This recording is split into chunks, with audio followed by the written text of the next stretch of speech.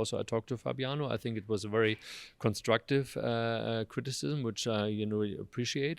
And first of all, to his first point that we are changing the format, which we're changing the format, but we are adapting also. And it's like we are a baby company. We only exist since 5 months.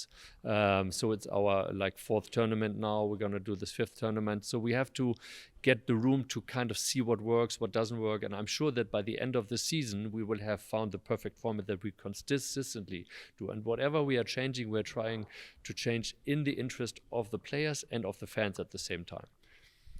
Another thing Fabiano mentioned, he was actually the only player in this event to be involved in an Armageddon. That day was 10 hours long, very taxing on the players. You mentioned it already a little bit, but I guess the time controls will be shortened? Yes, so that's kind of also the reason, why we are changing it, because, we don't stick to our format because we once said it. So we said, okay, it might lead to very long days. Today we had a good day. It was not so long, but especially Fabiano was suffering very much with the 10 to 10 hour days.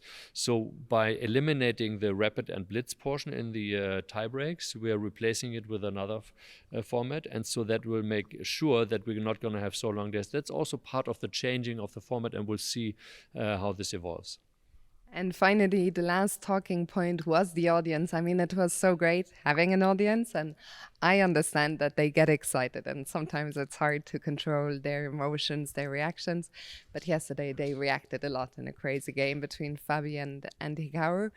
This is also something that was discussed quite a bit at the technical meeting. So what do you think will be the solution there going forward? Yeah, that's I have to do a little longer explanation for that, because that's a very important point. Where it was in the technical meeting. I think it's online. Everybody can see the discussion, and I try to bring everybody together, which is really not possible. Like for 16 players, everybody has their own emotions and ideas.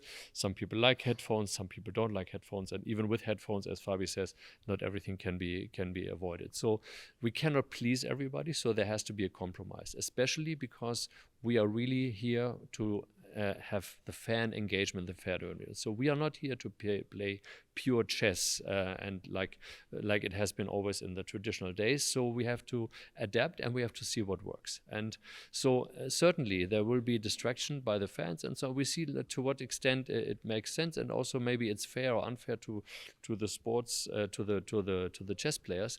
But to a certain degree, I think the chess players also have to adapt for the future. I make an analogy, for example, with tennis, right? So tennis is also a sport where everybody has to be quiet and the tennis players have to concentrate. Once in a while, there's also some audience making some noise and some players feel distracted and so on. Maybe they're distracted, maybe they're losing a critical point, maybe they're losing the match. It may happen, but still, maybe it happens not always to the same player, maybe to another player. So it's in soccer, for example. In Germany, soccer is a big game. So you have sometimes a spectator throws some stuff on the field, and maybe the ball is gonna go a different direction, and then you are hindered to do a goal. Okay, it happens to you, it happens to others. So I think to the certain extent, I mean, we had this kind of joking final at the technical meeting where you say, okay, the solution is don't blunder, right? So it's so if you blunder and there's a big reaction, there might be, of course, the possibility that then through the fan reaction, your opponent might see something which you wouldn't have seen. But and again, this might happen the other direction as well. So it might be an additional thing that helps and hurts at the same time. But also specific criticism from Fabiano on this one was not due to the fact that he could react because it was in the blitz phase. I mean, there's in this very short phase, there's no way that a reaction from the audience can go to the brain and to understand what really is going on. But to the general distraction, say, okay, it was loud noise and so on. But then on the other hand, again, maybe players have to get used to that. Maybe there's noise in the background.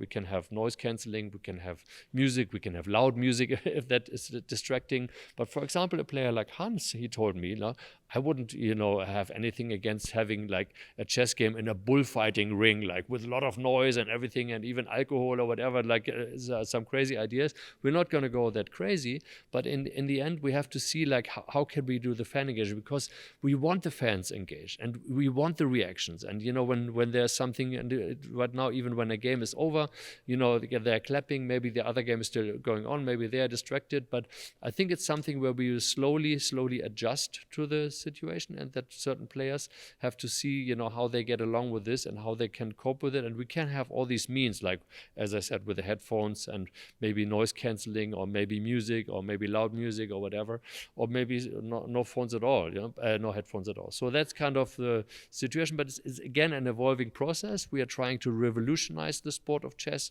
and we're going to see how we come out of the other way. Fantastic. Jan Henric, thank you so much for the detailed answer. Another stunning event in the books, and we'll see you at the next one. Thank you very much. Thank you very much. Thank you.